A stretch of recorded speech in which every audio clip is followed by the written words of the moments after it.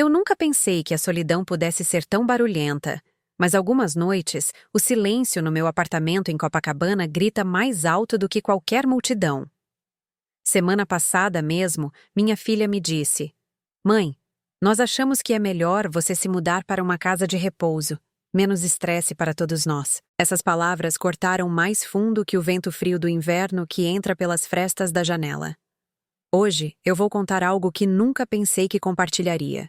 E se por um segundo isso parecer familiar? Eu só peço que você curta este vídeo e se inscreva. Isso vai me ajudar a continuar abrindo meu coração. Meu nome é Helena, e aos 74 anos, eu achava que já tinha visto de tudo. Mas nada me preparou para o que descobri quando verifiquei o histórico de chamadas do celular da minha filha.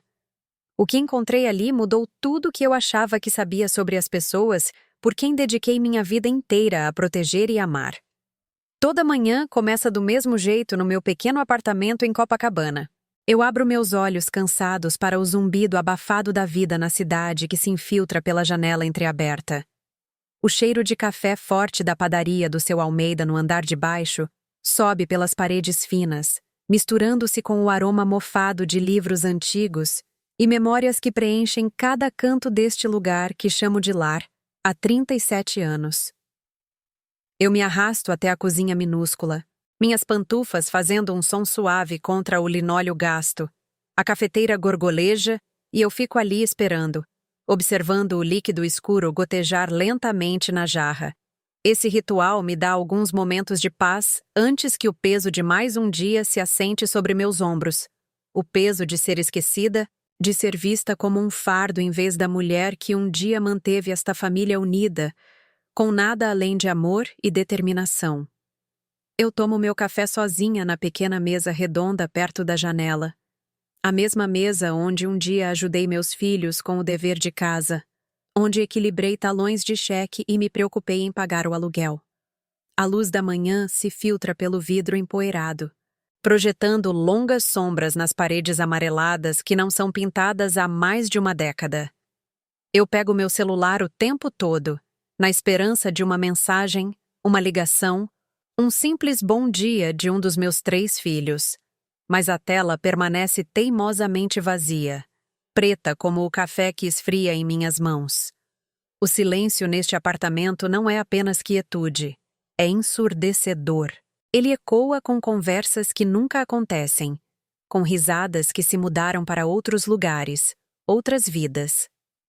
Às vezes, falo sozinha só para ouvir uma voz humana, mesmo que seja a minha, rachada pela idade e pelo desuso. Então, numa tarde de novembro, enquanto o vento de outono sacudia minhas janelas, eu o encontrei.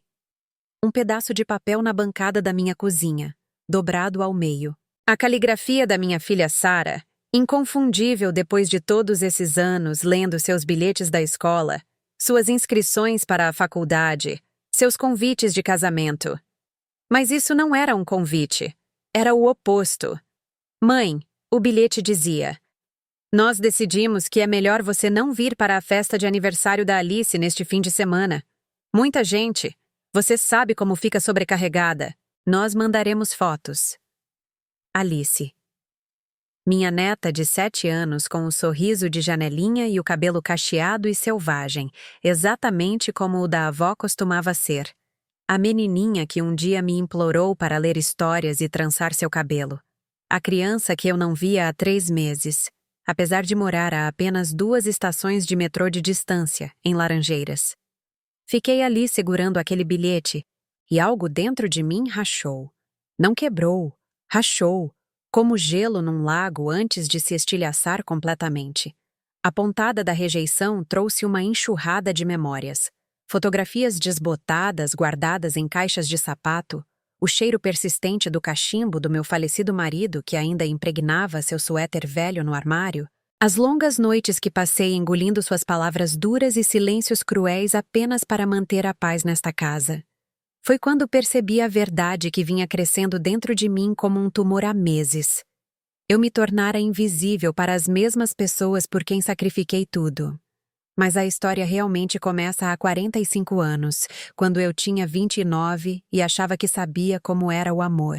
Conheci Roberto numa lanchonete na Tijuca, onde eu trabalhava em turnos duplos, tentando economizar dinheiro para a faculdade de enfermagem. Ele era bonito daquele jeito bruto que as mulheres jovens confundem com força, com cabelos escuros e olhos que prometiam aventura. Ele me conquistou com gestos grandiosos e jantares caros, que mais tarde descobri que ele não podia pagar. Casamos 6 meses depois, numa pequena cerimônia na igreja de Nossa Senhora de Copacabana. Eu usei o vestido da minha mãe, de renda branca amarelada pelo tempo, mas ainda lindo. Roberto me prometeu o mundo, e tola como eu era, acreditei nele. Abandonei a faculdade de enfermagem quando Sara nasceu, depois de novo quando Miguel chegou 2 anos depois, e finalmente abandonei qualquer sonho de carreira quando o pequeno Davi chegou quando eu tinha 35 anos. Roberto tinha grandes ideias, sempre falando sobre investimentos e oportunidades de negócio. Ele trabalhava na construção civil, mas sonhava em ter sua própria construtora, ganhar milhões no mercado imobiliário, construir uma fortuna que nos garantiria para o resto da vida. Apenas espere, Lena, ele dizia, usando o apelido que um dia me derretia. Eu vou nos deixar ricos. Teremos tanto dinheiro que nunca mais teremos que nos preocupar com nada. Mas os sonhos de Roberto eram maiores que suas habilidades, e seu temperamento era maior que ambos. Quando sua construtora faliu depois de 3 anos, ele culpou todo mundo, menos a si mesmo. Quando seus investimentos na bolsa de valores deram errado, ele me acusou de não o apoiar. Quando começou a beber muito, disse que era por causa da pressão que eu colocava sobre ele para sustentar a família. Lembro-me dos primeiros anos em nosso apertado apartamento de 2 quartos na Tijuca. As paredes eram finas, pintadas de um verde doentio que me lembrava corredores de hospital. Eu dei tudo o que tinha. Não apenas meus salários do trabalho na lanchonete e mais tarde como secretária em uma seguradora, mas minha própria alma. Eu limpava, cozinhava, cuidava de joelhos ralados e corações partidos, apartava brigas entre irmãos, ajudava com o dever de casa até meia-noite. E sim, eu perdoava. Perdoei a bebida de Roberto, suas explosões, seus sumiços nos dias de pagamento, quando voltava para casa com os bolsos vazios e histórias mirabolantes sobre má sorte no carteado. As crianças eram o meu mundo. Sara, minha menina séria de olhos escuros que lia livros além de sua idade e fazia perguntas que me enchiam de orgulho. Miguel, meu atleta, alto e forte como o pai, mas com uma gentileza que Roberto nunca possuiu. E Davi, meu caçula, nascido quando eu achava que estava velha demais para ter mais filhos, doce e sensível, e sempre agarrado às minhas saias. Trabalhei em 2 empregos por 15 anos, dias no escritório da seguradora, noites e fins de semana limpando escritórios no centro da cidade. Minhas mãos estavam sempre em carne viva por causa da água sanitária e do desinfetante. Minhas costas doíam de tanto me curvar sobre vasos sanitários e esfregar o chão, mas eu dizia a mim mesma que era temporário. Apenas até Roberto se reerguer, apenas até as crianças crescerem, apenas até podermos pagar por algo melhor. Mas o temporário se estendeu por décadas, e as promessas de Roberto nunca se materializaram. Em vez disso, seus fracassos se multiplicaram como ervas daninhas em um jardim abandonado. Ele investiu nossas parcas economias no restaurante de um amigo que fechou depois de 6 meses. Ele comprava bilhetes de loteria com o dinheiro das compras, convencido de que sua sorte estava prestes a mudar. Ele começou a falar sobre criptomoedas e Bitcoin, baixando aplicativos e gráficos, ficando acordado a noite toda estudando algo que ele chamava de análise de mercado. Mas, de alguma forma, sempre conseguia perder qualquer dinheiro que investia. É agora, Lena, ele dizia, me mostrando impressões de preços de Bitcoin e gráficos de ações que eu não conseguia entender. É assim que vamos fazer nossa fortuna. Olhe só para esses retornos. Podemos ser milionários em 1 ano, mas nunca nos tornamos milionários.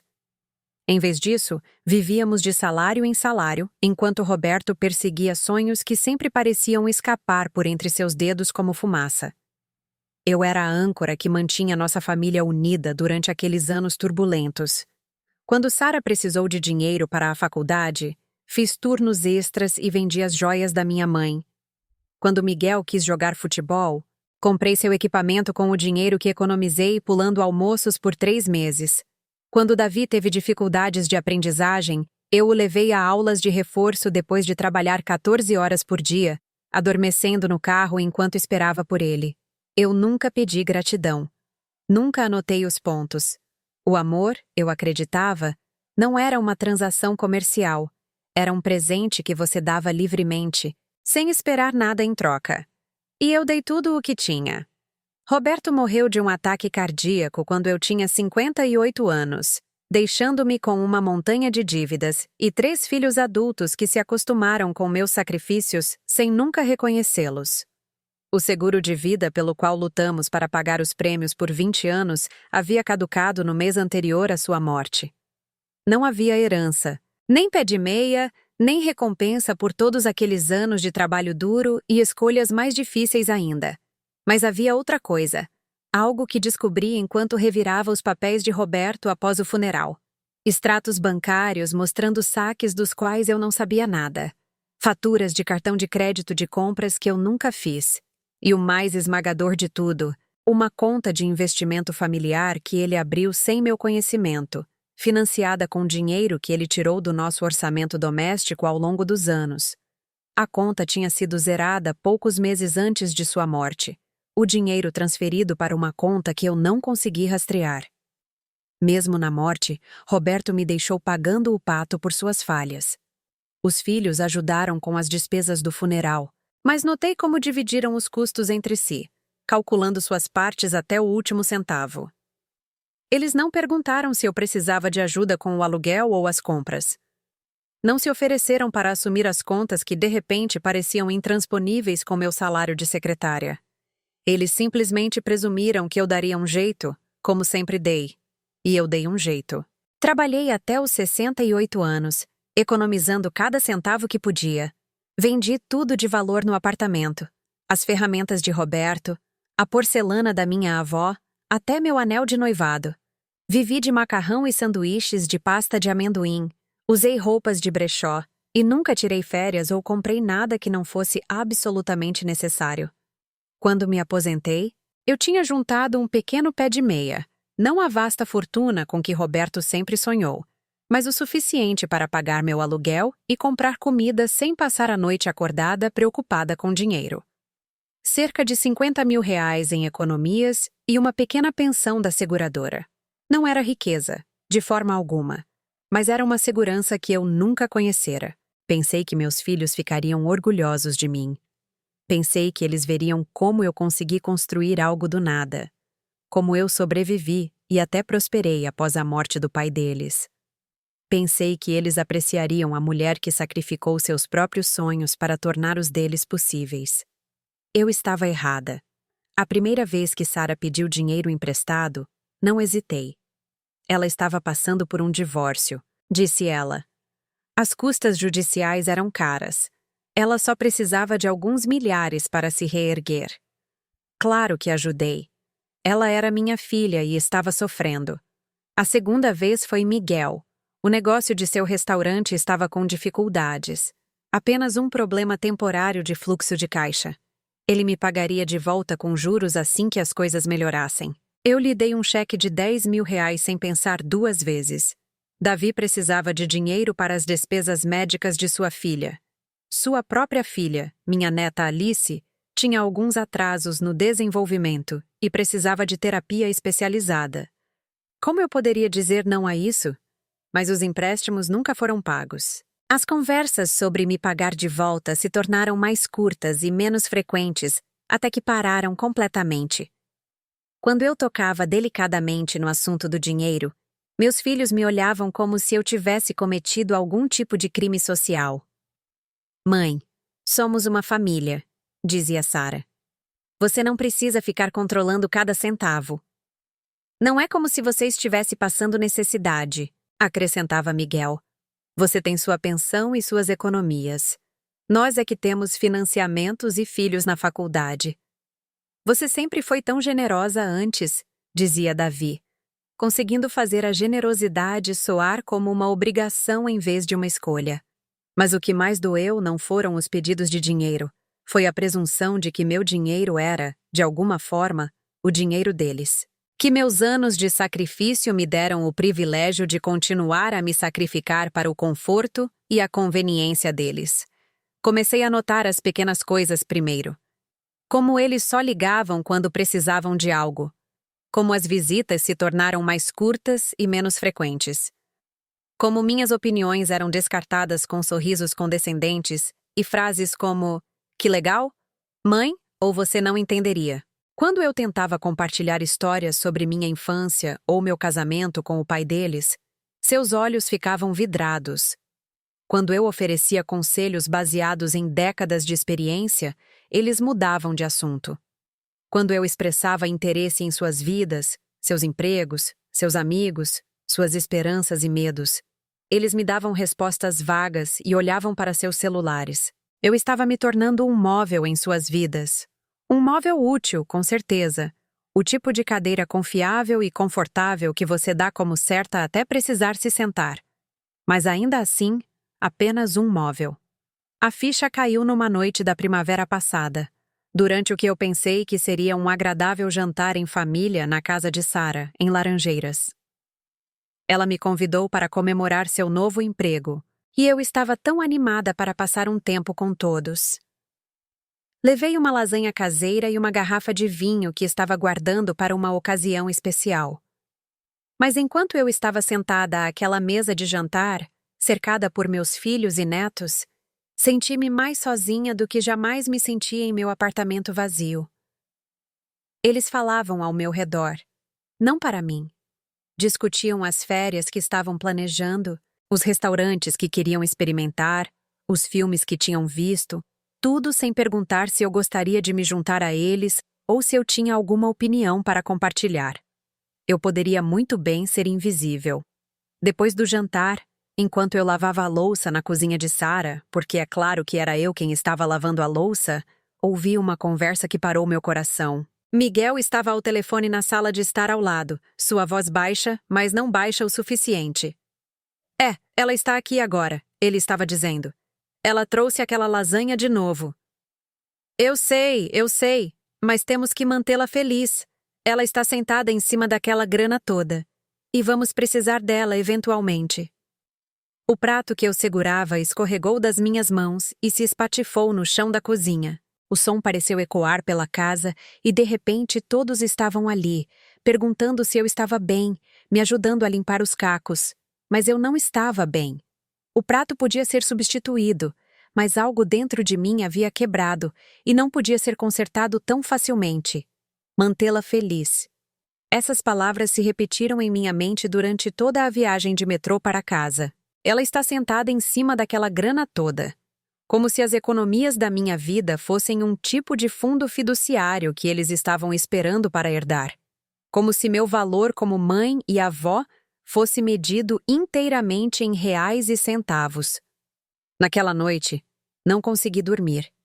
Andei pelo meu apartamento, olhando as fotografias nas paredes, as memórias espalhadas em mesas e prateleiras, fotos de festas de aniversário e formaturas, férias em família e jantares de feriado.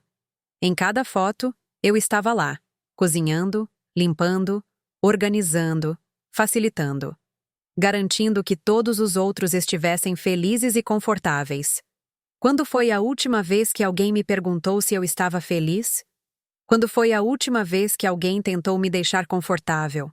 Comecei a prestar mais atenção depois disso, ouvindo com mais cuidado o que meus filhos diziam e não diziam, observando como eles interagiam comigo em comparação com como interagiam entre si. E lentamente, dolorosamente, um padrão emergiu.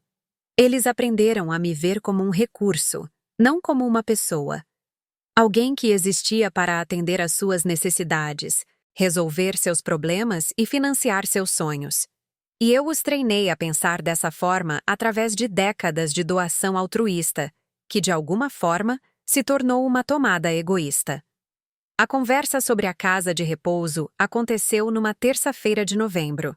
Sarah ligou para dizer que estava vindo com Miguel para discutir algo importante. Fiz café e coloquei os biscoitos bons, aqueles caros que eu geralmente guardava para ocasiões especiais. Pensei que talvez eles quisessem planejar algo legal para as festas de fim de ano, ou talvez tivessem finalmente decidido me levar em uma daquelas férias em família das quais sempre falavam. Em vez disso, eles se sentaram no meu sofá gasto e me disseram que estavam pesquisando instalações de vida assistida. Não é pessoal, mãe, disse Sarah, sua voz assumindo aquele tom paciente que as pessoas usam quando estão explicando algo para uma criança. É que nos preocupamos com você morando sozinha. E se você caísse e não conseguisse ajuda? E se você esquecesse de desligar o fogão ou trancar a porta? Você não está ficando mais jovem, acrescentou Miguel. E estamos todos tão ocupados com nossas próprias famílias e carreiras. Não podemos ficar passando aqui para te ver o tempo todo. Existem alguns lugares muito bons em Teresópolis, continuou Sarah. Limpos, seguros, com atividades e pessoas da sua idade. Você faria amigos. Teria alguém para cuidar de você. Fiquei ali ouvindo eles planejarem minha vida como se eu não estivesse na sala. Como se minhas opiniões e preferências não importassem. Como se a decisão de onde eu passaria meus últimos anos fosse deles e não minha. E o meu apartamento? Perguntei. Moro aqui há 37 anos. Nós o venderíamos, claro, disse Miguel. O mercado imobiliário no Rio está uma loucura agora. Você provavelmente conseguiria o suficiente para pagar a casa de repouso por vários anos. Meu apartamento. O lugar onde criei meus filhos. Chorei a morte do meu marido. Construí minha vida pequena, mas significativa. As paredes que guardavam décadas de memórias. Os cômodos que testemunharam minhas maiores alegrias e tristezas mais profundas. Eles queriam vendê-lo como se fosse apenas mais uma mercadoria, outro ativo a ser liquidado para a conveniência deles. Eu não quero morar em Teresópolis, eu disse em voz baixa. Mãe, você nem viu os lugares que escolhemos, disse Sarah. Pelo menos olhe os folhetos. Mas eu não estava olhando os folhetos. Estava olhando para os rostos dos meus filhos, tentando encontrar algum traço dos bebês que embalei para dormir, das crianças que ensinei a amarrar os sapatos, dos adolescentes pelos quais esperei acordada nas noites de sexta-feira. Para onde foram essas pessoas? Quando foram substituídas por esses estranhos que falavam da minha vida em termos de conveniência e custo? Eu não vou para uma casa de repouso, eu disse, minha voz mais forte do que eu me sentia. Eles trocaram olhares, o tipo de olhar que os pais dão um ao outro quando o filho está sendo irracional. Mãe, você está sendo teimosa, disse Miguel. Estamos tentando fazer o que é melhor para todo mundo. O que é melhor para todo mundo ou o que é melhor para vocês? A pergunta pairou no ar como a fumaça do velho cachimbo de Roberto. O rosto de Sarah se contraiu, e Miguel se mexeu desconfortavelmente no sofá.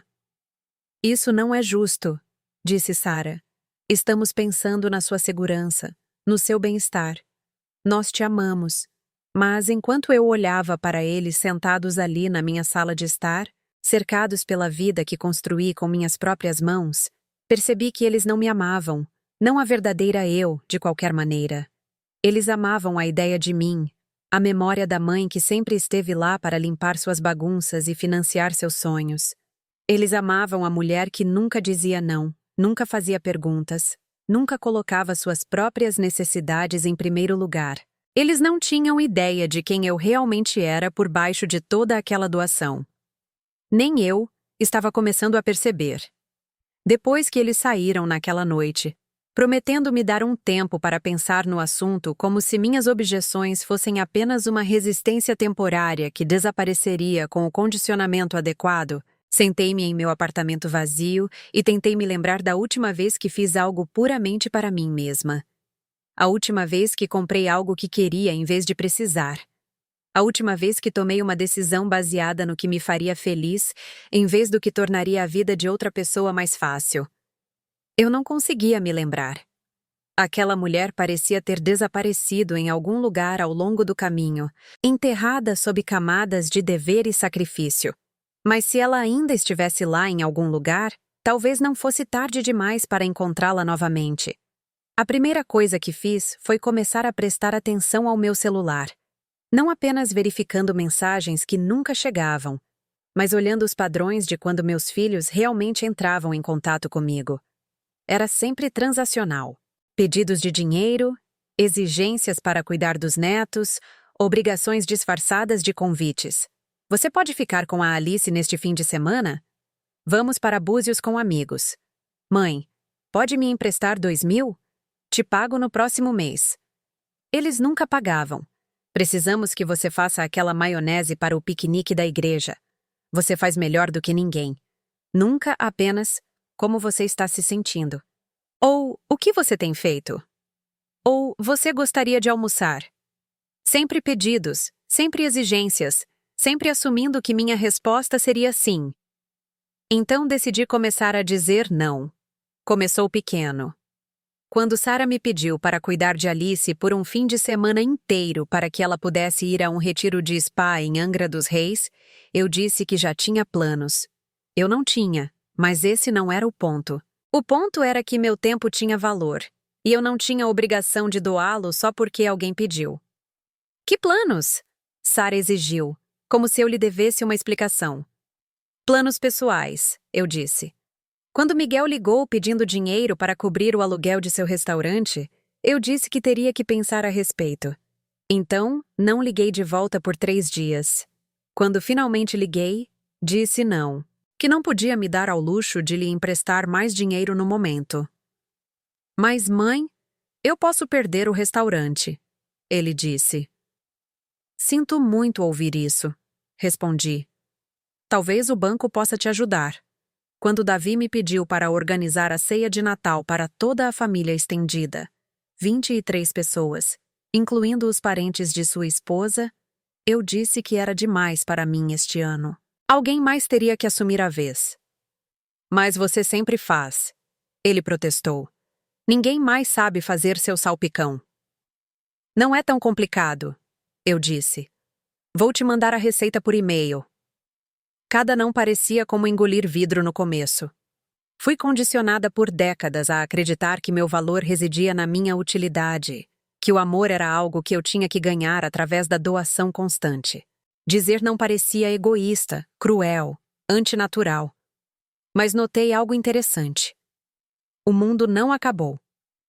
Meus filhos não pararam de falar comigo. Eles não podiam se dar a esse luxo.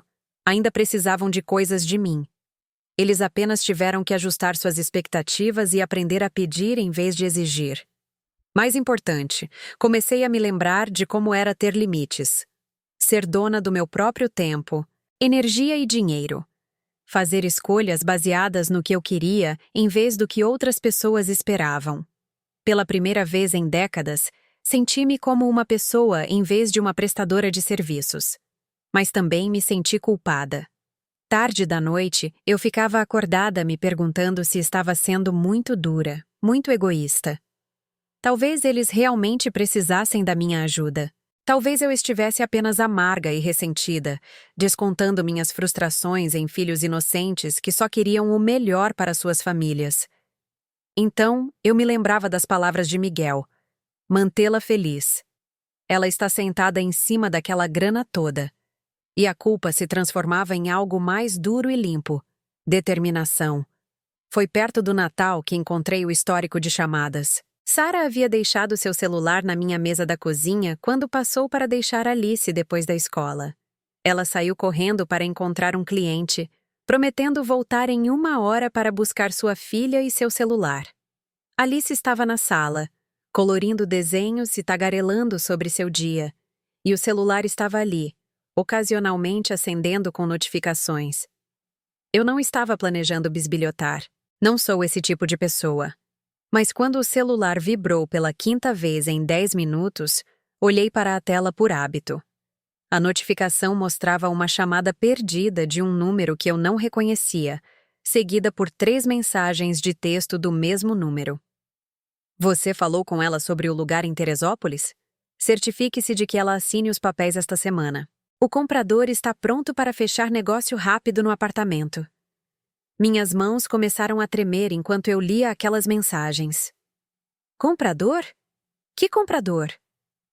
Sem realmente pensar no que estava fazendo, peguei o celular e rolei pelas chamadas recentes de Sara. O mesmo número desconhecido aparecia repetidamente, às vezes 2 ou 3 vezes por dia, muitas vezes tarde da noite, depois das 10 horas. Chamadas que duravam 20, 30, às vezes 40 minutos. Com quem minha filha estava falando todas as noites? E por que a ideia de descobrir me aterrorizava? Pesquisei o número online. Os resultados da busca fizeram meu sangue gelar. Residencial Recanto Feliz, Teresópolis. Abaixo disso, o site de um corretor de imóveis anunciando compra rápida e em dinheiro de imóveis de idosos. Eles não estavam apenas planejando me colocar em uma casa de repouso. Eles já tinham escolhido uma. Já haviam entrado em contato com um corretor de imóveis. Estavam fazendo arranjos para a minha vida sem meu conhecimento ou consentimento, como se eu fosse uma criança ou uma inválida em vez de uma adulta competente. Mas o que me horrorizou ainda mais foi a percepção de que essas conversas vinham acontecendo há meses. Todas aquelas noites em que eu estava sentada sozinha no meu apartamento, sentindo falta da minha família e me perguntando por que eles nunca ligavam, Sara estava ao telefone com estranhos, planejando como se livrar de mim e lucrar com a venda da minha casa. Ouvi a voz de Alice da sala, pedindo suco, e rapidamente coloquei o celular de volta onde Sara o havia deixado. Mas minha mente estava a mil. Há quanto tempo isso estava acontecendo? Quantas dessas conversas haviam ocorrido? O que exatamente eles prometeram à casa de repouso e ao corretor de imóveis?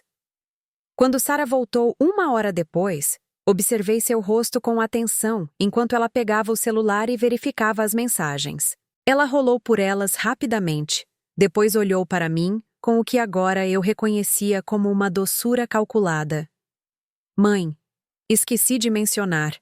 Miguel e eu encontramos outra instituição que gostaríamos que você desse uma olhada. É muito boa. E eles têm uma vaga no próximo mês. Gostaria de ver algumas fotos? Não, eu disse em voz baixa. Não gostaria. Ela piscou, claramente não esperando essa resposta.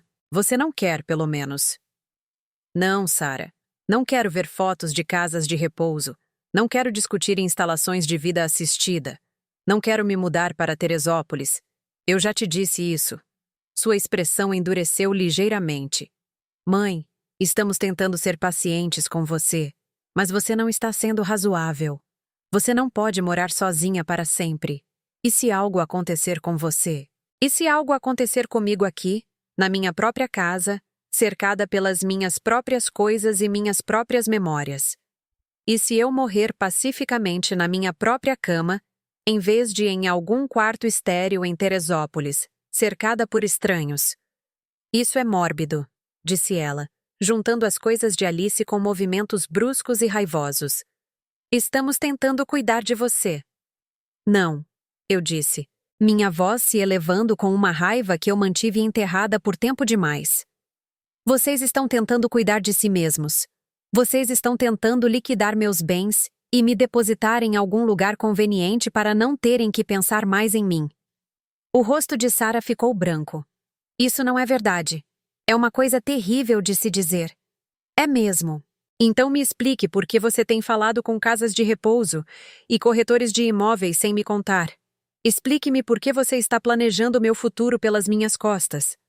Por um momento, ela pareceu genuinamente chocada por eu saber.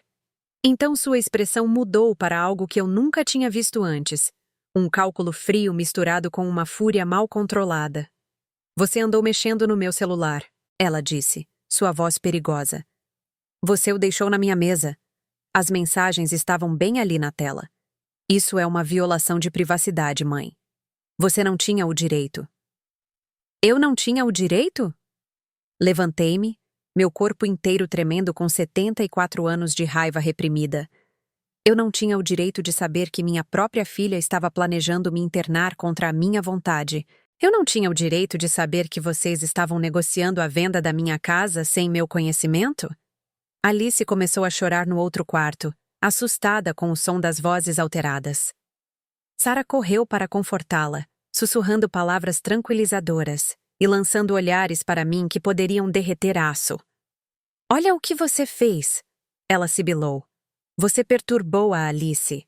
Mas eu cansei de ser culpada pelo desconforto dos outros.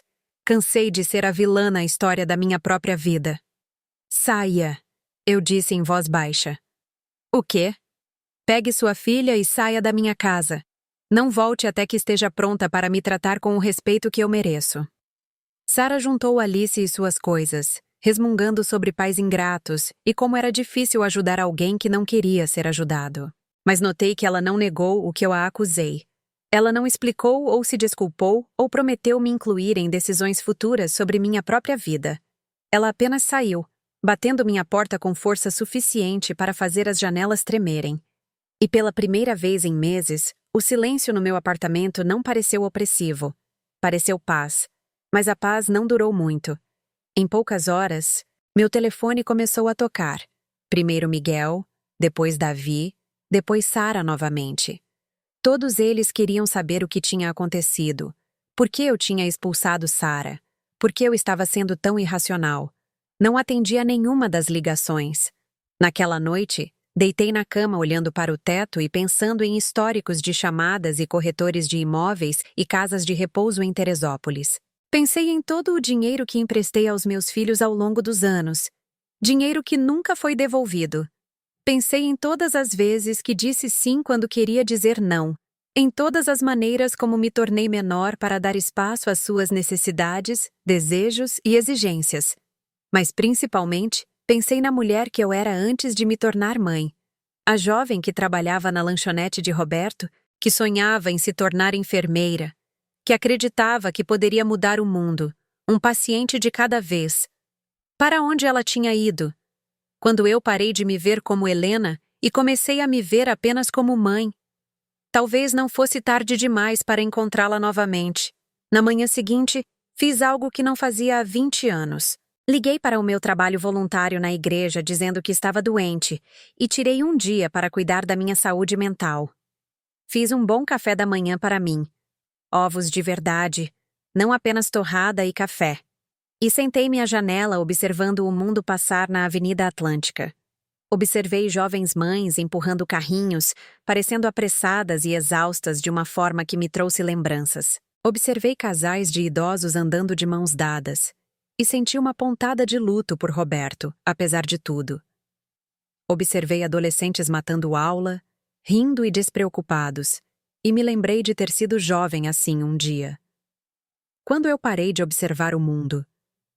Quando me tornei tão focada nas necessidades dos outros que me esqueci de notar minha própria vida acontecendo ao meu redor? Naquela tarde, caminhei até o aterro do Flamengo e sentei-me em um banco perto da lagoa. Estava frio para dezembro, o tipo de dia de inverno nítido que faz suas bochechas doerem, mas enche seus pulmões de ar limpo e puro. Eu não ia ao parque há anos, embora ficasse a menos de 10 quarteirões do meu apartamento. Eu costumava trazer meus filhos aqui quando eram pequenos. Sarah alimentava os patos enquanto Miguel subia em árvores e Davi coletava folhas para trabalhos escolares. Passávamos sábados inteiros aqui, fazendo piqueniques, brincando e apenas estando juntos. Quando paramos de fazer coisas assim? Quando o tempo em família se tornou confinado a jantares de feriado e visitas por obrigação? Meu celular vibrou com uma mensagem de Davi. Mãe, Sarah nos contou o que aconteceu.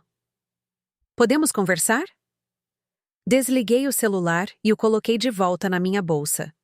Uma jovem passou correndo com um cachorro, ambos parecendo felizes e vivos de uma forma que me deu inveja. Quando foi a última vez que senti esse tipo de alegria simples? Quando foi a última vez que movi meu corpo apenas pelo prazer do movimento? Respirei o ar apenas pelo prazer de respirar? Decidi ir para casa a pé em vez de pegar o ônibus.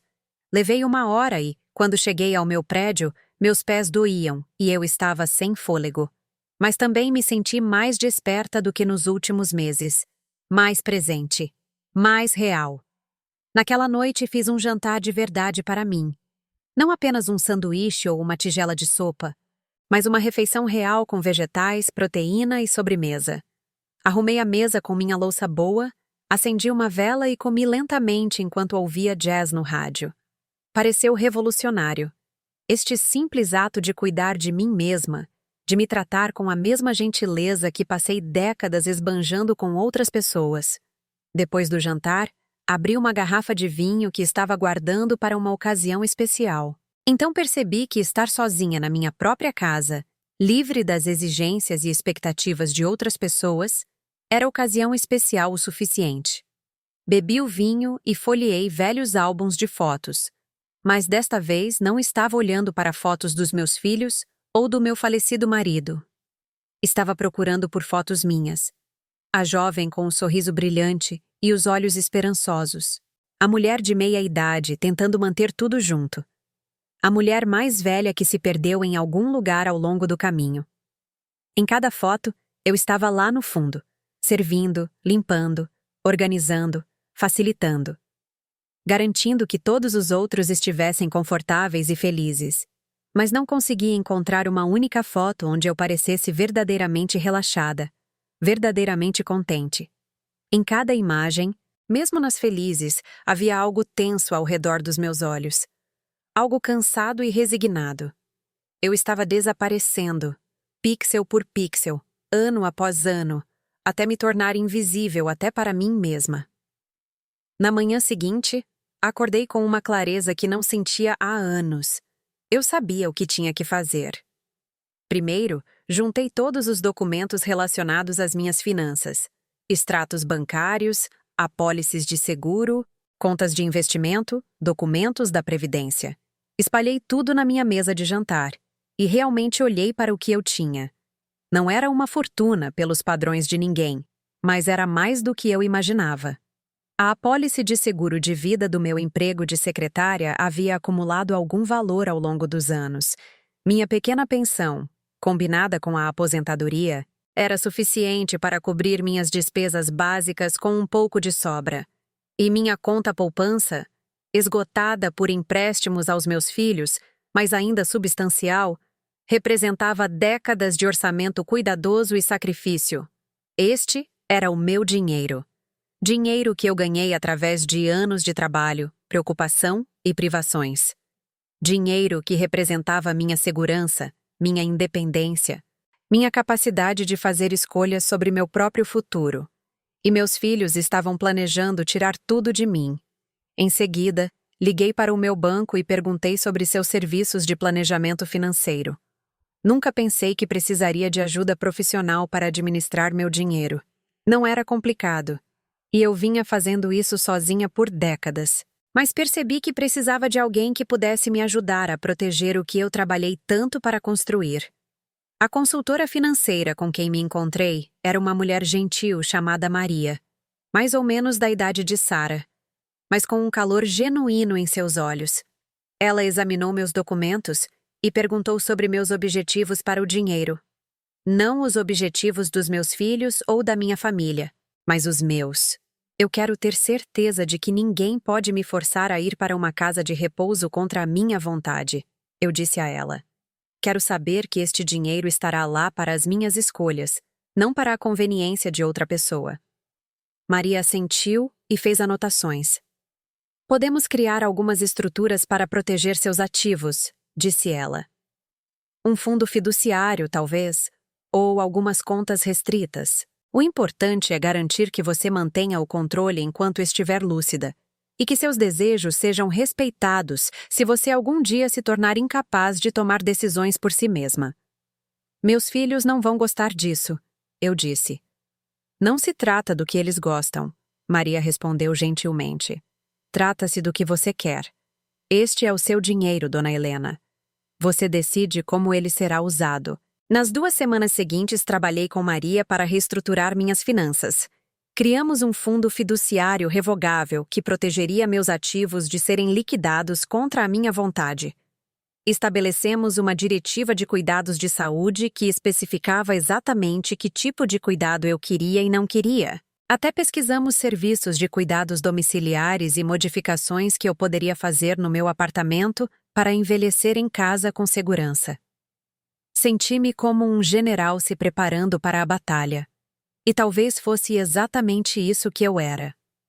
O confronto veio mais cedo do que eu esperava. Numa noite de quinta-feira de janeiro, com neve, meus 3 filhos apareceram na minha porta sem avisar.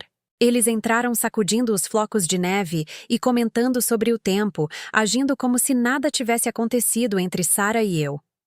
Trouxemos comida chinesa, anunciou Miguel, segurando sacolas do nosso antigo restaurante de família. Pensamos que poderíamos ter um bom jantar e conversar. Eu os deixei entrar porque estava curiosa para ver qual seria a estratégia deles. Sentamos ao redor da minha pequena mesa de jantar, passando embalagens de yakisoba e porco agridoce, conversando sobre trabalho e o tempo. Era quase como nos velhos tempos, exceto pela tensão zumbindo sob a superfície como fios de alta tensão. Finalmente, depois que terminamos de comer, Sara limpou a garganta. Mãe, queremos nos desculpar por pressioná-la sobre a situação da vida assistida, disse ela. Percebemos que não lidamos com isso muito bem. Estávamos apenas preocupados com você, acrescentou Davi. Às vezes, quando você se importa com alguém, não se comunica da melhor maneira. Deveríamos tê-la incluído mais no planejamento, disse Miguel. Garantir que você entendesse que só queremos o melhor para você. Ouvi suas palavras cuidadosamente ensaiadas e as reconheci pelo que eram. Manipulação disfarçada de desculpa. Eles não estavam arrependidos por me tratar como uma criança. Estavam arrependidos por terem sido pegos. Pelo que exatamente vocês estão se desculpando? Perguntei. Eles trocaram olhares. Aquele mesmo olhar que davam um ao outro desde a infância quando estavam tentando alinhar suas histórias. Por não nos comunicarmos melhor? Disse Sara. Por não incluí-la em nossas discussões, acrescentou Miguel. Por fazê-la sentir que sua opinião não importa, disse Davi. Mas vocês ainda acham que eu deveria me mudar para uma casa de repouso? Outra rodada de olhares. Achamos que você deveria considerar todas as suas opções, disse Sara cuidadosamente. E vocês ainda acham que deveriam ser os únicos a tomar decisões sobre minha situação de vida e minhas finanças? Claro que não, disse Miguel rapidamente. Mas somos seus filhos. Nós te amamos. E se algo acontecesse com você, seríamos nós os responsáveis por resolver as coisas. Responsáveis por resolver as coisas, repeti lentamente. Você quer dizer responsáveis por resolver meu dinheiro? Não foi isso que ele quis dizer, disse Sara, mas sua voz era áspera. Então, o que ele quis dizer? As máscaras estavam começando a cair. Eu podia ver a frustração em seus rostos, a irritação por ter que manter essa pretensão de preocupação carinhosa. Mãe, você está distorcendo nossas palavras, disse Davi. Estamos tentando ter uma conversa honesta aqui. Estamos. Porque uma conversa honesta envolveria vocês me contando sobre a casa de repouso que já escolheram, o corretor de imóveis que já contataram, os planos que vocês vêm fazendo pelas minhas costas há meses. O silêncio que se seguiu foi ensurdecedor. Miguel se mexeu desconfortavelmente. Davi olhou para as mãos. O maxilar de Sara se contraiu, e eu podia vê-la lutando para manter o controle. Estávamos tentando nos preparar, ela disse finalmente. Caso algo acontecesse com você. Caso você mudasse de ideia sobre ficar aqui. Preparados ou impacientes? Isso não é justo, disse Miguel. Justo? Levantei-me, e algo na minha voz fez os 3 olharem para cima, assustados. Vocês querem falar sobre o que é justo? É justo que eu tenha passado 50 anos me sacrificando por esta família. E agora vocês mal podem esperar para me depositar em Teresópolis e lucrar com o meu apartamento? É justo que vocês me vejam como um fardo a ser gerenciado em vez de uma pessoa a ser respeitada? Ninguém te vê como um fardo, protestou Davi. Não mintam para mim, eu disse em voz baixa. Ouvi Miguel ao telefone. Mantê-la feliz. Ela está sentada em cima daquela grana toda. Vocês acham que sou estúpida? Acham que não sei o que está acontecendo? A sala ficou em silêncio mortal. Eu podia ouvir o aquecedor sibilando, o som do trânsito na rua abaixo, o tic-tac do relógio na minha lareira. Meus filhos sentaram-se congelados, pegos em sua própria decepção. Não foi isso que significou, disse Miguel fracamente. Então me explique o que significou. Ele abriu a boca, depois a fechou novamente. Nenhuma explicação veio. Eis o que vai acontecer, eu disse, minha voz firme e clara. Transferi meus bens para um fundo fiduciário. Vocês não podem tocá-los sem minha permissão, e não podem anular minhas decisões sobre minha situação de vida enquanto eu for mentalmente competente. Estabeleci uma diretiva de cuidados de saúde que especifica exatamente que tipo de cuidado eu quero, e não inclui ser enviada para Teresópolis contra a minha vontade. O rosto de Sara ficou branco. Você fez o quê? Eu me protegi, disse simplesmente. Da maneira que deveria ter feito anos atrás. Mãe, isso é. Você não pode simplesmente. Miguel estava gaguejando, incapaz de terminar uma frase. Não posso o quê? Tomar decisões sobre meu próprio dinheiro? Planejar meu próprio futuro? Agir como uma adulta competente em vez de uma criança que precisa ser gerenciada? Mas e se algo acontecer com você? Perguntou Davi. E se você precisar de ajuda? Então eu procurarei ajuda. Ajuda profissional, se necessário. Mas eu tomarei essa decisão quando e se chegar a hora. Não agora, não com base na sua conveniência e nos seus planos para o meu apartamento. Fui até o armário da entrada e peguei um envelope pardo que havia preparado antes. Dentro, havia cópias de todos os meus novos documentos legais.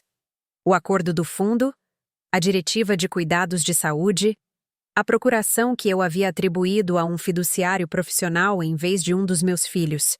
Isso explica tudo o que vocês precisam saber sobre meus novos arranjos, eu disse, entregando o envelope a Sara. Vocês notarão que não estão mais listados como meus contatos de emergência. Também notarão que não têm acesso às minhas contas financeiras ou informações médicas, a menos que eu autorize especificamente. Sara pegou o envelope com as mãos visivelmente trêmulas. Mãe, isso é extremo. Somos sua família. Família não conspira pelas costas uns dos outros, eu disse. Família não contrata corretores de imóveis para vender a casa de alguém sem seu conhecimento. Família não faz planos para o seu futuro que ignoram seus desejos e servem aos seus próprios interesses. Estávamos tentando te ajudar, disse Miguel, mas sua voz não tinha convicção. Não, eu disse. Vocês estavam tentando ajudar a si mesmos. E eu entendo isso. Entendo que os treinei para me ver como alguém que existe para resolver seus problemas e financiar seus sonhos. Entendo que fui uma facilitadora, dando e dando até que vocês aprenderam a pegar e pegar sem pensar duas vezes. Sentei-me novamente à mesa, minhas pernas subitamente fracas, mas minha determinação ainda forte. Mas isso acaba agora, continuei. Não darei mais dinheiro a ninguém sem um acordo por escrito e um plano de pagamento.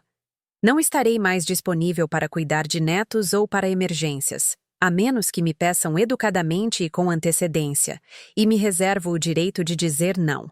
E eu absolutamente não me mudarei para nenhuma casa de repouso até, e a menos que eu decida que é isso que quero para mim. A sala ficou tão quieta que eu podia ouvir meu próprio batimento cardíaco. Meus filhos sentaram-se ali me encarando como se nunca tivessem me visto antes. E talvez não tivessem. Talvez eles só tivessem visto a versão de mim que existia para servir às suas necessidades. O que mudou? Sara perguntou finalmente. Por que você está agindo assim? Comecei a me amar tanto quanto amo vocês, eu disse. Comecei a valorizar minha própria felicidade tanto quanto valorizo a de vocês. Comecei a perceber que ser uma boa mãe não significa ser um capacho. Mas nós precisamos de você, disse Davi, e pela primeira vez, sua voz tremeu com o que poderia ter sido emoção genuína. Não, eu disse gentilmente. Vocês precisam da minha conta bancária. Vocês precisam do meu serviço de babá gratuito. Vocês precisam de alguém para culpar por seus problemas e alguém para tirá-los de seus erros. Mas vocês não precisam de mim. Vocês deixaram isso bem claro. Miguel inclinou-se para a frente na cadeira. Isso não é verdade, mãe. Nós te amamos. Eu sei que vocês me amam, eu disse. Do jeito que se ama um restaurante favorito ou uma cadeira confortável. Algo confiável e familiar que está sempre lá quando você precisa. Mas esse não é o tipo de amor que sustenta relacionamentos, Miguel. Esse é o tipo de amor que os mata. Sentamos em silêncio por um longo momento. Lá fora, eu podia ouvir o som da neve caindo contra minhas janelas, o zumbido distante da cidade se acomodando para a noite. Então, o que acontece agora? Sarah perguntou. Agora vocês decidem, eu disse. Vocês podem aceitar que sou um ser humano adulto com o direito de tomar minhas próprias decisões, mesmo que essas decisões os incomodem. Vocês podem aprender a ter um relacionamento comigo baseado no respeito mútuo, em vez de dependência financeira. Vocês podem começar a me ver como Helena em vez de apenas mãe. Ou, Miguel perguntou, ou vocês podem continuar tentando me manipular e controlar, e podemos nos tornar estranhos que por acaso compartilham o mesmo DNA, eu disse. Não era uma ameaça. Era apenas um fato. Passei anos demais sendo invisível para as pessoas que deveriam me amar mais. Eu não passaria os anos que me restam sendo vítima delas. Eles foram embora naquela noite sem dizer muito mais. Sarah pegou o envelope com os documentos legais. Miguel resmungou algo sobre precisar de tempo para processar tudo, e Davi me deu um abraço desajeitado, e disse que me ligaria em breve. Mas enquanto os observava descer os degraus da minha entrada na neve, percebi que não me importava muito se eles ligassem ou não. Pela primeira vez em décadas, minha felicidade não dependia da aprovação ou do afeto deles. Eu estava livre. As semanas seguintes foram as mais solitárias que já experimentei, mas também as mais pacíficas. Meu telefone não tocava constantemente com pedidos e exigências. Ninguém aparecia sem avisar, esperando que eu largasse tudo para atender às suas necessidades. Ninguém me pedia dinheiro ou para cuidar das crianças ou conselhos que não tinham a intenção de seguir. Era apenas eu no meu apartamento, aprendendo a ficar sozinha sem me sentir solitária. Comecei a fazer caminhadas todas as manhãs, explorando bairros do Rio perto dos quais vivi por décadas, mas nunca realmente vi. Inscrevi-me em uma aula de aquarela no centro comunitário e descobri que tinha talento para pintar paisagens urbanas. Comprei uma poltrona de leitura confortável para mim e li livros que pretendia ler há anos. Aprendi a cozinhar para uma pessoa, fazendo refeições que eu realmente gostava, em vez de apenas o que era mais barato e fácil. Reorganizei meus móveis para agradar a mim mesma, não para acomodar visitantes. Comprei novas plantas e as coloquei em frente às janelas onde pudessem pegar o sol da manhã. Lentamente, cuidadosamente, comecei a construir uma vida que era só minha. Mas o verdadeiro teste veio em março, quando Alice, minha neta, fez sua festa de 8 anos. Eu não fui convidada, é claro. Mas Dona Elsa, minha vizinha, mencionou ter visto Sarah carregando balões e presentes para dentro de seu prédio. E não pude deixar de pensar na menininha de cabelos cacheados que costumava me implorar para ler histórias para ela. Passei aquele sábado inteiro me perguntando se Alice tinha perguntado onde eu estava. Perguntando se alguém havia explicado a ela por que a vovó Helena não estava mais lá. Perguntando se ela sentia minha falta do jeito que eu sentia a dela. Naquela noite, a campainha tocou. Olhei pelo olho mágico e vi uma pequena figura parada no corredor, segurando o que parecia ser um pedaço de papel. Era Alice. Abri a porta rapidamente, procurando por Sarah, Miguel ou Davi atrás dela. Mas ela estava sozinha. Oi, vovó Helena, ela disse com sua voz doce e incerta. A mamãe disse que eu não podia te convidar para a minha festa, mas eu fiz um desenho para você mesmo assim. Ela estendeu um desenho de giz de cera do que pareciam ser 2 figuras de palito de mãos dadas sob um arco-íris. Somos você e eu, ela explicou. Estou com saudades. Ajoelhei-me ao seu nível, meu coração se partindo e se curando ao mesmo tempo. Eu também sinto sua falta, meu amor. Mais do que você imagina. Por que você não vem mais nos ver? Ela perguntou. Eu fiz alguma coisa errada? Ah, meu bem, não, eu disse, puxando-a para um abraço que cheirava a bolo de aniversário e inocência infantil. Você não fez nada de errado. Às vezes, os adultos discordam sobre as coisas, e isso complica tudo. Eu perguntei para a mamãe se você podia vir à minha festa, mas ela disse que você estava doente, disse Alice. Você está doente? Pensei em como responder a isso. Eu estava doente? Talvez eu estivesse doente. Doente de facilitar, doente de autossacrifício, doente da doença de amar pessoas que aprenderam a dar meu amor como garantido. Estou me sentindo muito melhor agora, eu disse honestamente. Que bom, ela disse, e me entregou o desenho. Isso é para você. Fiz com muito carinho. Depois que Alice foi embora, seu pai Davi apareceu no corredor alguns minutos depois, parecendo envergonhado e sem graça. Eu colei o desenho dela na minha geladeira. Foi a primeira decoração que coloquei desde que recuperei meu espaço. Naquela noite, Davi ligou. Desculpe pela Alice te incomodar, ele disse. Ela saiu de fininho do apartamento enquanto eu estava no banheiro. Ela tem perguntado por você constantemente. Ela não estava me incomodando, eu disse. Ela estava sendo uma neta amorosa. Algo que o pai dela poderia aprender. Houve um longo silêncio do outro lado da linha. Mãe, Davi disse finalmente. Eu tenho pensado no que você disse. Sobre como temos te tratado. E eu acho que você pode estar certa. Pode estar? Você está certa. Ele corrigiu rapidamente. Tenho conversado com a Jennifer sobre isso, e ela acha que todos nós te tratamos como algo garantido. Ela quer te convidar para jantar na próxima semana. Só você, nós e a Alice. Sem agenda, sem discussões sobre casas de repouso ou dinheiro. Apenas um jantar em família. Foi o primeiro convite genuíno que recebi em meses. Um convite que não vinha com segundas intenções ou motivos ocultos. Eu gostaria muito, eu disse. Sério? Sério. Mas Davi, se alguém começar a me pressionar sobre minha situação de vida ou a me pedir dinheiro, eu vou embora. Essas conversas acabaram. Eu entendo, ele disse. E mãe? Obrigado. Por não desistir completamente de nós. Sei que não merecemos. Todos merecem uma chance de fazer melhor, eu disse. Mas esta é a única chance que vocês terão. O jantar com a família de Davi foi melhor do que eu esperava.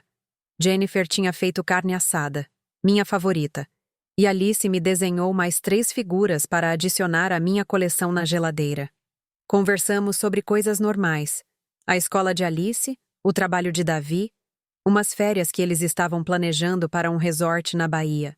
Ninguém me pediu dinheiro. Ninguém sugeriu que eu estava ficando velha demais para morar sozinha. Ninguém me tratou como um problema a ser resolvido. Por 2 horas, senti-me como um membro bem-vindo da família, em vez de um fardo a ser gerenciado. Mas Sarah e Miguel eram outra história. Sarah me ligou alguns dias depois, e eu podia ouvir a raiva em sua voz, embora ela estivesse tentando soar razoável. Davi me disse que você jantou na casa dele, ela disse. Acho injusto que você esteja demonstrando favoritismo. Não estou demonstrando favoritismo, eu disse. Estou passando tempo com pessoas que me tratam com respeito. Eu te trato com respeito, ela protestou. Sarah, na última conversa que tivemos, você me acusou de violar sua privacidade porque vi mensagens de texto sobre a venda do meu apartamento. Isso não é respeito. Isso é controle de danos. Eu estava chateada, ela disse.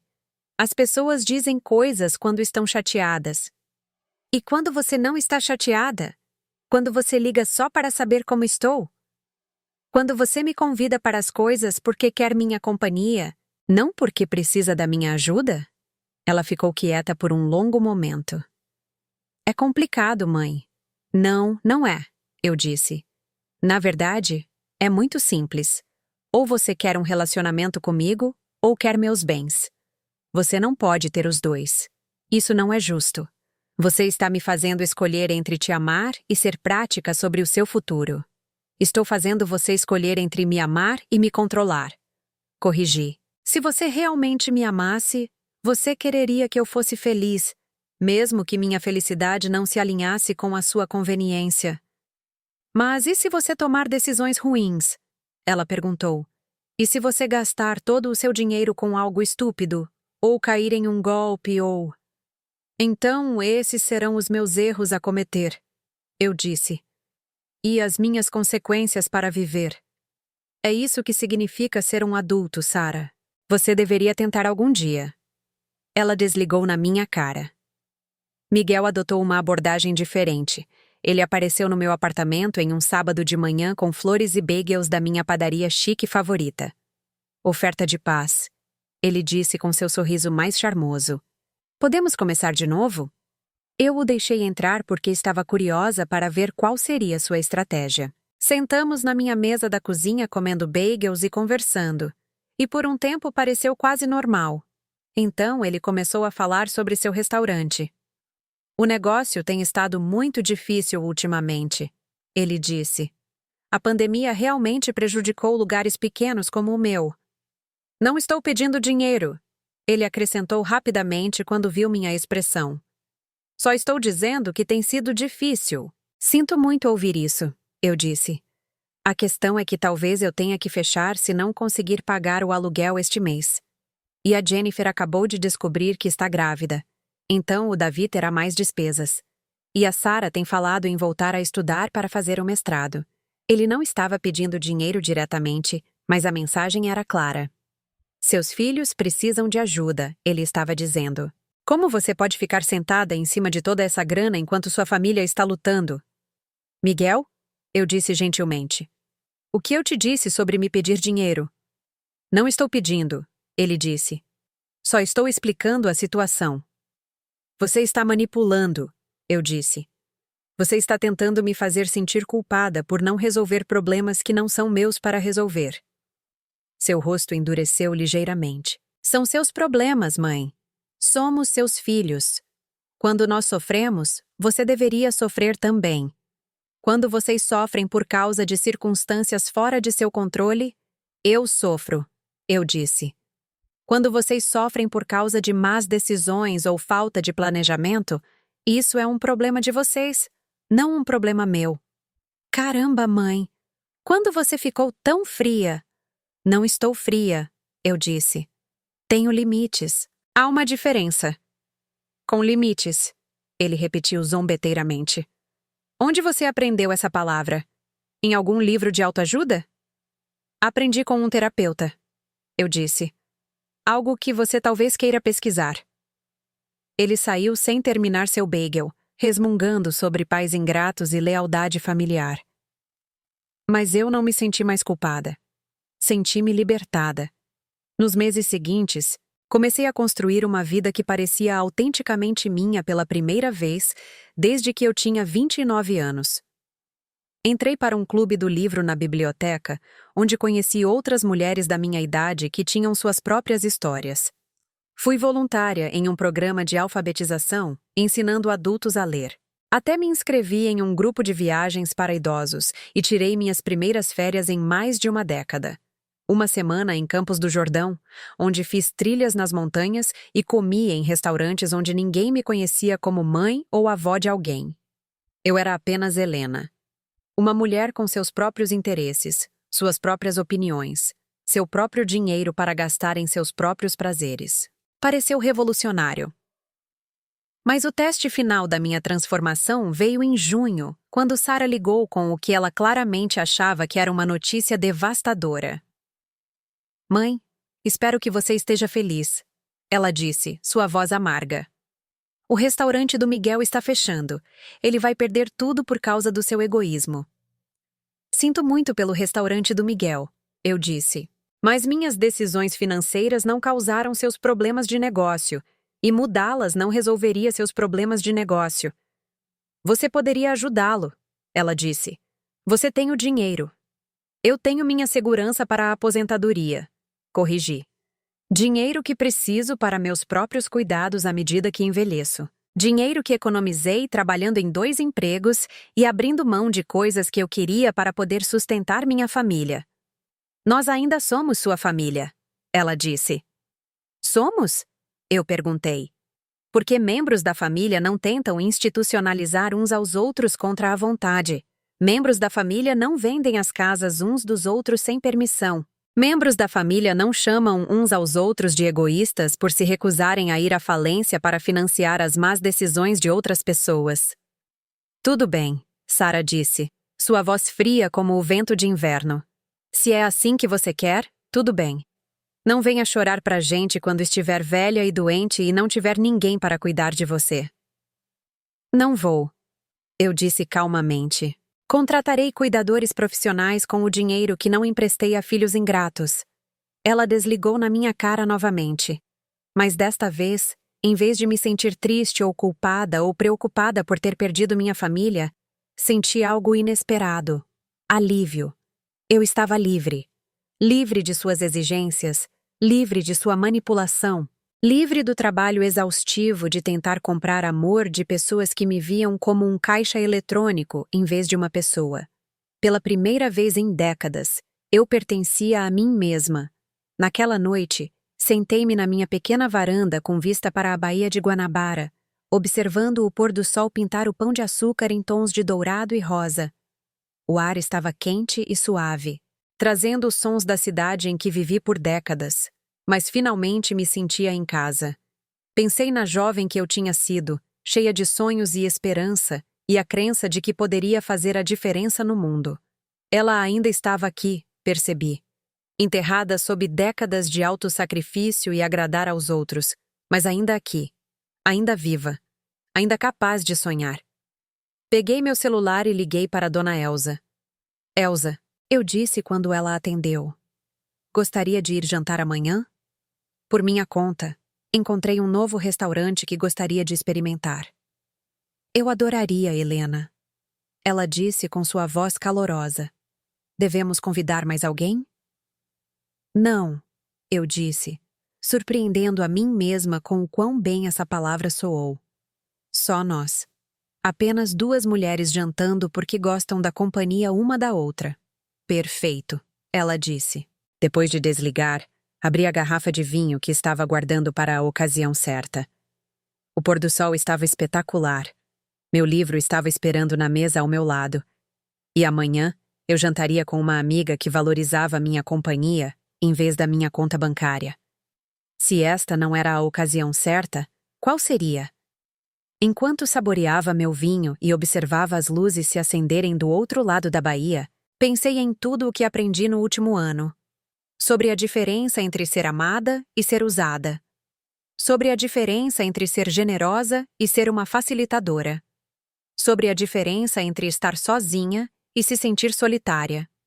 Eu passei 50 anos sendo a mãe que nunca dizia não, a esposa que nunca reclamava, a mulher que se fazia menor para que todos os outros pudessem ser maiores. Eu confundi autossacrifício com amor, martírio com virtude. Mas eu terminei com tudo isso agora. Cansei de ser invisível, de ser dada como certa, de pagar por um afeto que deveria ter sido dado livremente. Aos 74 anos, eu estava finalmente aprendendo a ser egoísta. E acontece que egoísta não significa cruel ou indiferente. Significa ter um eu para cuidar. Significa reconhecer que suas necessidades, desejos e sonhos importam tanto quanto os de todos os outros. Significa saber que você não precisa ganhar amor falindo financeira ou emocionalmente. 3 meses depois, em setembro, Davi ligou com uma atualização. Mãe, ele disse, eu queria que você soubesse que o Miguel encontrou um novo emprego. Ele está gerenciando o restaurante de outra pessoa agora. E parece mais feliz. Menos estressado. Fico feliz em ouvir isso, eu disse. E a Sarah decidiu esperar para fazer o mestrado. Na verdade, ela está fazendo terapia. Trabalhando em algumas questões. Bom para ela. Ela queria que eu perguntasse se você estaria aberta a tomar um café com ela algum dia. Sem agenda, sem drama, Apenas um café. Pensei sobre isso por um momento.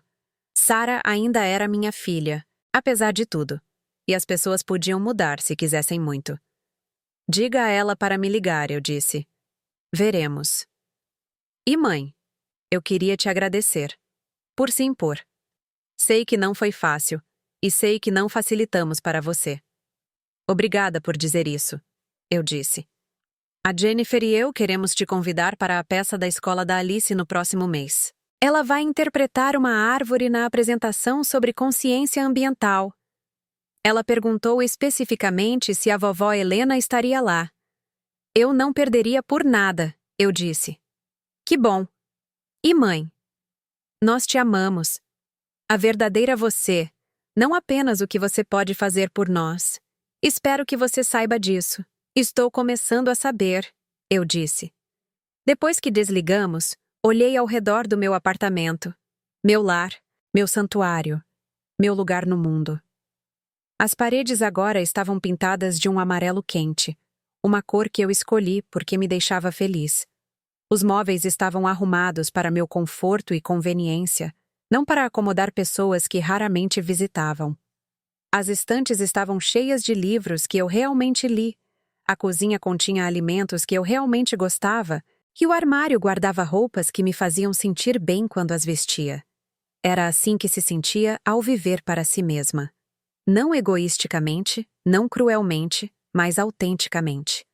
Honestamente. Com limites, autorrespeito e o reconhecimento de que sua própria felicidade importa. Eu ainda era mãe e avó.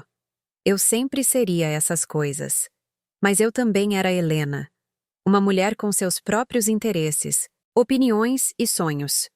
Uma mulher que merecia ser tratada com respeito e gentileza.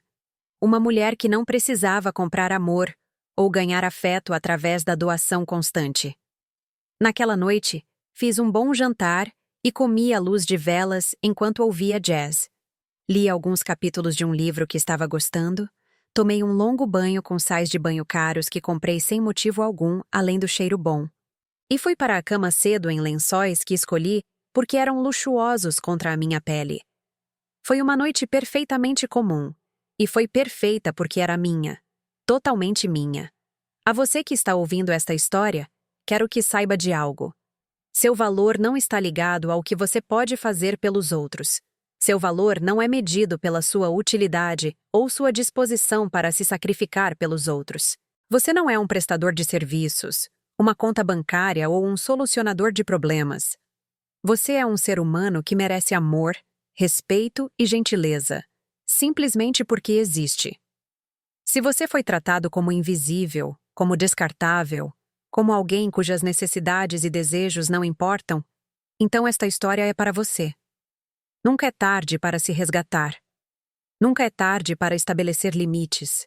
Nunca é tarde para dizer não às pessoas que dão seu amor como garantido, e sim às pessoas que valorizam sua companhia por si só. Nunca é tarde para parar de ser um capacho e começar a ser uma pessoa. Você já viveu algo como o que compartilhei com você hoje? Já se sentiu invisível em sua própria família, desvalorizado pelas pessoas que deveriam te amar mais? Ou talvez você conheça alguém que passou por esse tipo de desespero silencioso, essa lenta erosão do eu que acontece quando você dá e dá até não sobrar mais nada? Se alguma parte desta história ressoou com você, por favor, compartilhe sua experiência nos comentários abaixo. Sua história importa. Sua voz merece ser ouvida. E se esta história te ajudou a se sentir menos sozinho, se te deu coragem para examinar seus próprios relacionamentos e limites, por favor, curta este vídeo e se inscreva no meu canal. Compartilhe com alguém que talvez precise ouvir. Juntos, podemos lembrar uns aos outros que todos merecemos ser vistos, respeitados e amados por quem somos, não apenas pelo que podemos fornecer. Obrigada por ouvir minha história. Obrigada por me permitir abrir meu coração para você. E lembre-se, você nunca está velho demais para começar a viver para si mesmo.